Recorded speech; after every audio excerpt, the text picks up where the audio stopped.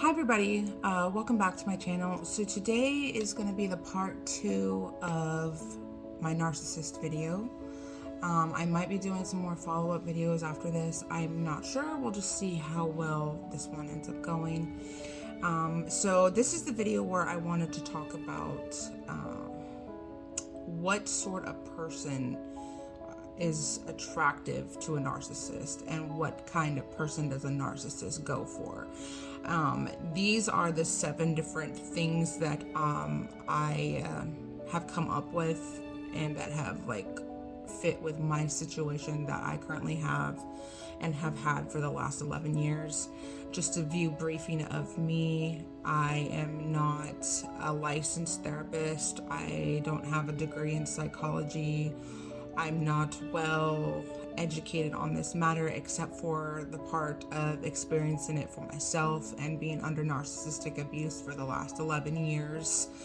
I'm just getting out of the tail end of the narcissistic abuse. I'm never going to fully get out of that because I do share kids with my narcissistic abuser. So that's going to be something that I'm going to have to deal with for the rest of my life. However, I don't need to be in close quarters with this person, and I'm working on getting out of that situation, and I'm coming to the tail end of it. So without further ado, let's get into the 7 things that attract you to a narcissist. The first one, and these are in no particular order, but the first one that I have that I come up with is someone who is known to be a kind and caring person, essentially seen as like a saint among their friends and their family. Generally, this person is going to be known as somebody who is very loving. They would literally give the shirt off their back for anybody, even if they didn't even have anything to give. They would give and be that kind. They're always the person that goes out of their way to help anybody in need, even if they don't feel like they can fully help. They will do everything that they can to help them. They will take on other people's problems as their own problems and try to solve them.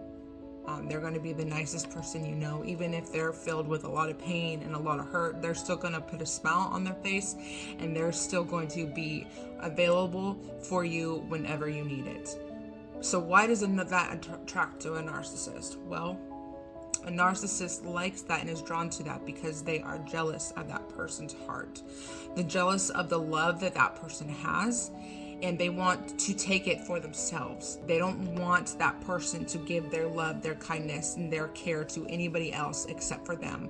So they want to take that person so they can have them all to themselves and essentially dim their light, because essentially what a narcissist is going to do is they're going to take that person, use them for their kindness and their care, take advantage of them, and eventually try to break that person down to where they will literally have nothing left. They will have no kindness left to give because that person drained and stole it out from them. That person showed them how cruel and unkind the world can actually really be, and then in turn, that kind and caring person that you knew to be the saint is now that skeptic, that person who's very shy and timid and doesn't let anybody come into them, builds walls up against their heart. That's what happens when the narcissist does their damage to that person. And so it's that's the first one that I seen. The second thing that I find is somebody who has assets or like tangible items of value. Reason why they're attracted to somebody like that, and generally it's all of these. What I'm going to say is it's generally going to be all of these things combined. But if you don't feel like you have all of these things, that doesn't mean that a narcissist isn't attracted to you or going to try and get with you. It just means that maybe you haven't discovered that you have these yet or anything. But you also have the potential to have all these things. So someone who has assets or tangible items of value, including money, or has family that has money, They will attract themselves to this person so they can take advantage of them for their things. Kind of what I said a little bit in my previous video in part 1 is that they will get with the person who has these things of value, and then they will basically act as if they're their items, their things of value. So if they have a nice car, or if they have a nice house, or they have a lot of decent items or high-tech items or anything like that, like let's say you are one of those people who has to have like the newest things, the newest of everything, that narcissist will get with you so they can be seen as they have those too, and that they are that kind of person. They want to get with you because you have a nice house, so they can say, hey, look at me, look what all I have, look what all I did for myself. I have this nice house, I have this nice car. They want to be seen going out in public as having these nice things, because then it makes them look that they have arrived and that they are as good as they think they are. Not really. Well, they realize that they just don't care, and they don't care to tell anybody else that it actually isn't really theirs. It's their significant others or their partners, or however you are attached to this person. They will not acknowledge you or acknowledge your stuff. And then if you get upset about it, they will get upset at you, throw it in your face. They will say, you have no right to get mad at me. You are acting selfish. Why are you being a selfish person? What's mine is yours. What's yours is mine. So why are you being stingy and selfish with all these things? They will throw that in your face and make you feel like crap for doing that, because then you will internalize it. Like I said last time, you will internalize that, and then you will turn it around, and actually that narcissist will make you start believing that you are that bad person, that you are the selfish person, and that you need to be more giving to that person, even though they basically took those things from you. And if you try to break things off with that person, they will do their damnedest, excuse my language, they will do their damnedest to try and make it so you can't have those items that you had in the beginning before you got with this person. They will either break your stuff because they don't want you to have it, and if they can't have it, you can't have it, or they will make it impossible for you to be able to have those things, because they will, let's say you have a car and you have a nice car, it's paid off, they will try to convince you that you guys need to take out a loan, or that you guys need to get a new car, and then you end up having a new payment. And then when that happens and you guys end up breaking things off, then here you are, you're either stuck in a hard rock and a hard place where you either have to give that person that car, or you have another bill that you have to take care of now, and you're in debt now because you took on another payment for a vehicle which you had completely paid off. So they will put you in a situation where breaking away is hard to get your stuff back. Another characteristic is someone who is well respected. So if you kind of goes along the lines with the kind and caring person, but the respect issue is your friends and your family and people in the community, they see you as a really good person. You got a good head on your shoulders. You're well respected. People see you as like a role model to other people out there. That will attract you to that narcissist. And they will use your characteristics. Again, a narcissist is basically a vampire, an energy vampire. All these characteristics that I'm going to mention that you possess, they are going to steal those things from you.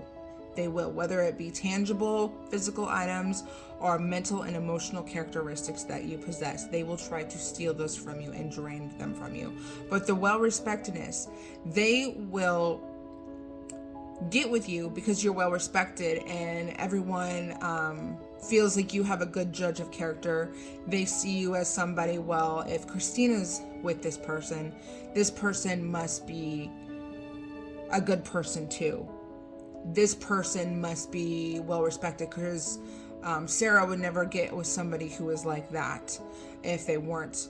And so that's what the narcissist hopes for. And so nobody will ever assume that they are really who they really are, and they're hidden all of these bad traits because this other person who's really well respected, a kind, considerate, caring person, and got a good head on their shoulders, is with this person. Nobody would ever suspect that their significant other, they would be with somebody who was like this.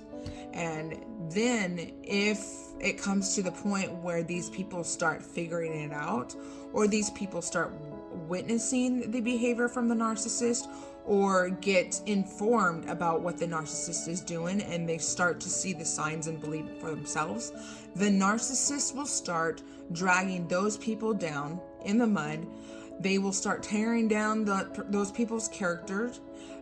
They will also start dragging their significant other down in the mud, trying to accuse their significant other that's well respected that they're not well respected, starts spreading lies and rumors that this person did this when they really did not, just so they can tear down that person's reputation and make them look better. And if all of that happens and that still doesn't work for that person, that narcissist will start to shut down, and they will start to refuse to hang around those people. And with their significant other, they will try to convince their significant other not to hang around those people either, because those people are bad, those people are toxic, those people are telling everyone that they're a bad person when in reality they are, but they don't want people to know that. So they will start tearing you down, and your friends and family, they'll start tearing them down as well. Okay, another characteristic is somebody who is beautiful. Now, again, like I've said, everyone is beautiful in their own way. A lot of it has to do with confidence in the way you carry yourself and the way you take care of yourself. This is going to be somebody who is walking in their highest form of femininity or masculinity, because narcissists can be both roles. They can be male and female. But this is going to be somebody who takes care of themselves well, who grooms themselves up, likes to smell good, likes to look good, likes to dress well, likes to fix their hair up. Just somebody who is known to be attractive towards everybody else and take care of themselves. They will want to be with that person because of that. It will boost their ego even more and make them feel good and be like, look at me, I got with this person, we are equals, we're both beautiful people. Or they will make themselves and prop themselves even better and be like, look at how beautiful this person is. They are so lucky to be with me because I chose to be with them. They're beautiful because of everything that I've done for them, or I've told them that this is how I want them to look. Whatever reason it is, the narcissist will get with that person. Also, just so other people around can talk about, like, gee, he's a lucky guy. Gee, look at this guy. He is so awesome. Look at who he has. Like, and then people will want to be like him. And so that is him or her. And so that is why the narcissist does that. And also, once they get with you and they get you hooked, they do not want you to be better than they are. So what do? They start breaking you down. They start criticizing you. They start attacking you about your physical appearance, the way that you take care of yourself. They will start making comments about your body and how you look. And they will start just tearing you down, because to the point where you start to believe it yourself and you get yourself in this rut and this hole of depression that you can't get out. There was many times where I was stuck in a hole in a depression. I grew up and I was one of those people who always took care of themselves. I loved to make myself look good. I loved makeup. I couldn't go out of my house without having makeup on because I felt like that I needed it. But it made me feel good about myself and it made me feel confident about myself. So that's why I was that way. After some time of being with this the narcissist, I became put in a rut to where I never went out of the house. And if I did, I was wearing sweatpants. There would be times where I wouldn't even shower, because I would have zero energy to even do that. I did not wear makeup for a couple of years. I was stuck in this rut, and I just was not myself at all. I was in this deep hole of depression, and it wasn't until I actually got back in to wearing makeup and I let myself be able to bring myself back to my old self and feeling beautiful and feeling confident. And, putting on makeup each day gave me that motivation to be able to get myself ready for the day, to get out of bed, to be the best mom that I could be for my children, because I had motivation. Not saying that I didn't have motivation before, for my kids, because I did, but I had no motivation for myself. I'm like, I knew that I could be a good mom whether or not I felt good about myself or not. But what kind of message am I showing my kids if I don't feel good about myself? They're going to see that. And they were seeing that, and they were seeing how I was, and they didn't like it, and it would make them sad. And what kind of lesson am I teaching them that it's okay to be that way? Because honestly, it's not. I mean, it's okay to have those feelings and feel them. You're allowed to feel your feelings, but you shouldn't have to because of the circumstances that caused that. If that makes any sense. But long story short, they will break you down to the point where you feel like you're in a hole and you can't get out of it. And it's because they don't want to feel like you are better than them, even though they deep down know that you are. They know that you are this beautiful human being who's deserving of love and deserving of all things, but they break you down to the point where you feel like you are not good enough for them. And instead of being this person that everybody wants to be with, everybody wants to hang around with and everything, you internalize it and become someone where you feel like nobody wants you around. And so then you feel like you are the lucky one for this narcissist being with you, because they're still being with you despite how you are and despite how you look and despite how you take care of yourself. And it gives that narcissist that a motivation to be like they can get with anybody, and it just boosts their ego. Okay, so moving on to number 5. Generally, from what I've seen and I've experienced, is a narcissist will also try to get with somebody who has past trauma themselves. Somebody who grew up either in an abusive situation or where there was not very good family support and there was a lot of trauma that was done to that person. Now, why doesn't a narcissist want that? One good reason: that person lacks the self-confidence that they are good enough. And the narcissist needs that because they can't have somebody who has the same egotistical attitude that they do. They need somebody who's very humble and who's very kind and caring, who's had a lot of trauma, who doesn't have very good self-confidence in them, because if they did have that egoism and confidence in themselves, then all the stuff and the damage that the narcissist was going to do isn't going to do nothing for that person. And so then they end up not essentially stealing any of those good qualities from them, because they're not able to. Somebody who is low on themselves, low self-esteem, and has past trauma is going to welcome a narcissist in their life, because one, somebody who goes through an immense amount of trauma does not want to hurt anybody. They don't want to see anybody go through the same things they do, so they open people welcome into their life. Also, they don't have very many people in their life where they can feel comfortable with and confident with, and who is going to treat them right.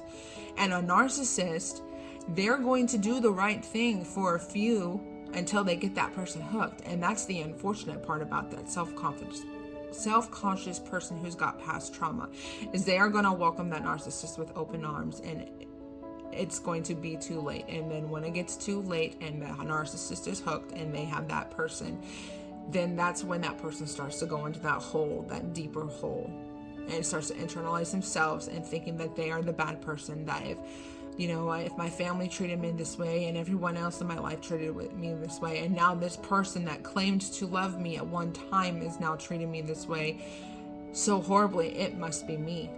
It must be me. And, I don't know what the suicidal rate is for people who have been in narcissistic relationships.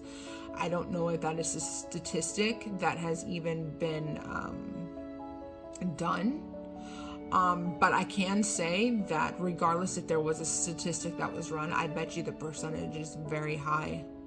I bet you that people who have been in narcissistic relationships and have had past trauma, that suicidal rate is very high. Why? Because those people feel like they are this most horrible person because of all the trauma and the hurts that they've had people inflict on them. They feel like it's their fault, and they would be better off leaving this earth and not hurting another person. And to be honest with you, the reason why I think this is because I have even thought those thoughts. I'm brave enough now to be able to admit that I have thought those thoughts many times. I've suffered, I went through a lot of trauma. I've suffered through a lot of pain, and I felt, and I sometimes I still catch myself feeling this way, It's like I've had all these people in my life hurt me and treat me this way. It must be me. It must be me. And I'm better off not hurting anybody, and I'm better off alone, or just not living here on this earth so I can create more damage and more pain and more hurt for people. And then the pain begins too strong within the relationship with a narcissist that you just feel worthless. You just feel like you have no way out. And so the only way out is to commit suicide. I've been there many times, to the point where I've almost succeeded in doing that. And I just want to say to anybody who is going through that and is going through any of those feelings, regardless if you're dealing with a narcissist or not, if you have ever gone through those suicide thoughts and feelings and almost gone through it, I want to tell you today that there is hope. There are answers, and there is somebody who loves you and who created you to be a light to this world. I feel like everybody has a purpose. Everybody has a reason as to why they are here.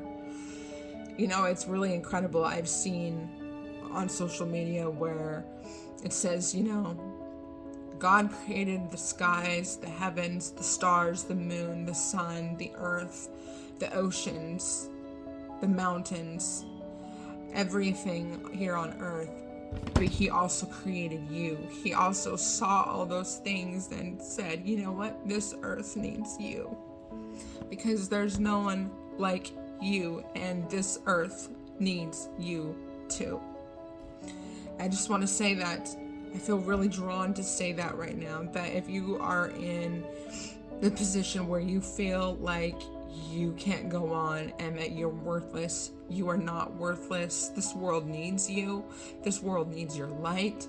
And do not let that narcissist steal that from you. Do not let that person in your life, or those people in your life, or those things in your life that have done that to you, that have convinced you that you are worth leaving this earth. You are not. You are not. I pray that you find the strength to get the help that you deserve and that you need, and the confidence that you have to know that you are not your trauma. Your trauma may have affected you, but you are not your trauma. You can heal from that, and you can move on from that, and you can move forward from that, and you can be a light to other people suffering from those things, so you can help make other people better as well. I just felt really drawn to say that, and if that helps somebody watching this, I pray that it does, and you have my full love and support. And if you ever need somebody to talk to, I'm right here. Don't be afraid to come and ask just to talk and have somebody support you, because I love you and I do not want to see anything like that happen to you. All right. The sixth reason, someone with intelligence. So why do narcissists like people who are intelligent? Why?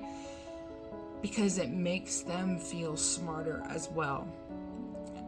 They will piggyback off of their person who is very intelligent in certain areas or a lot of areas. And so then it makes that narcissist look like they are intelligent as well, because they will take that knowledge that that person has and steal it and make others convinced that that's them, that all that information and all that knowledge came from them, when in reality it came from their person. And then they will tear their person down, make him feel like they're the stupid one, that they didn't know anything. They will never give their person the credit they deserve for the things that they do. They will never give their person the credit for the intelligence that they have. They will steal that away. They will steal their thunder, and they will make a joke out of it. Then they will also make that person feel bad, be like, why do you think that you deserve that credit? Are you just like money hungry for all these compliments? Because I'm not going to give you these compliments. They will say that. They don't want anybody else having compliments except for them, because they're egotistical, because they are prideful. They think they are better than everyone, and they put themselves on a pedestal above everybody else, so nobody can be above. And the last one, and I feel like this is one of the most important ones and things that attracts you to a narcissist, is that you're a giver.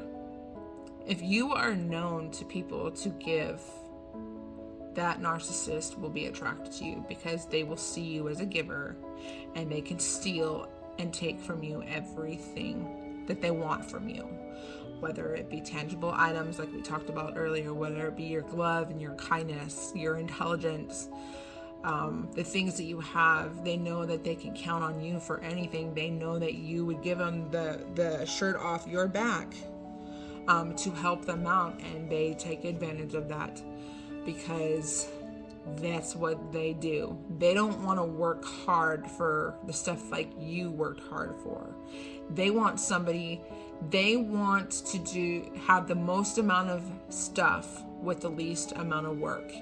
And to them, just taking advantage of somebody and having that person willingly give them anything that they want, they love that. They really do love that. And they use it to their advantage, to the point where that person ends up not wanting to be a giver anymore, because they have been taken advantage of so much.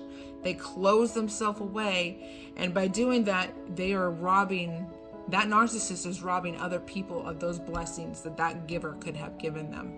So not only is that narcissist robbing their person from all of these blessings happening to them, but they're robbing other people of the blessings. So you got to understand that a narcissist does not just affect you. They affect your loved ones. They come in effect with your friends. They literally destroy everybody around them. Why? Because misery loves company. There's something damaged inside of them that cannot be broken or will not be broken. Not saying that it can't happen, because God is an awesome God and He does miracles every day. But I'm going to tell you something right now. God is not going to fix or heal somebody that does not want to be fixed or healed. You can pray for somebody all day long, but if that person still does not want to heal, to change, or to be fixed, God can't do it. Why? Because God will not force Himself on other people. He will not force Himself on His children. He says that. And so the correct prayers that you need to pray for these people, if you have a narcissist in your life, you need to pray for their heart, that they will be changed, that they will want to change and want to be a better person. And they will admit, you need to pray that they will come to the realization that they do have a problem and that they need to change, that they need God in their life. They need some sort of healing. They have to be able to admit it. It's like somebody who is an alcoholic.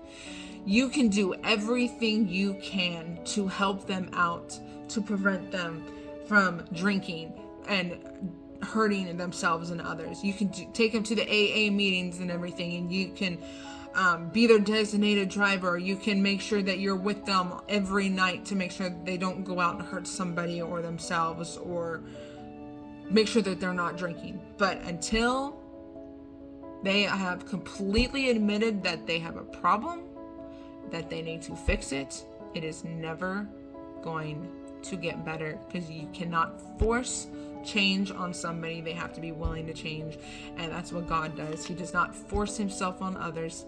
He will not change somebody if they do not want to be changed. So like I said, what we need to be praying about for people and their lives is that they need the willing heart, the willingness to change and want to be a better person. So these are the 7 reasons or things that I noticed that attract you to a narcissist. If you have any other characteristics or things that you feel that attract you to a narcissist, feel free to mention them in the comments below. I would love to hear your thoughts and your opinions about any of that. If you have any questions or comments about anything that I mentioned as well in the video, feel free to comment down there, and I'll do my best to try and respond as quickly as possible. I hope you guys are all having a wonderful weekend, and I love you all. I hope you all stay beautiful. God bless. Have a good weekend.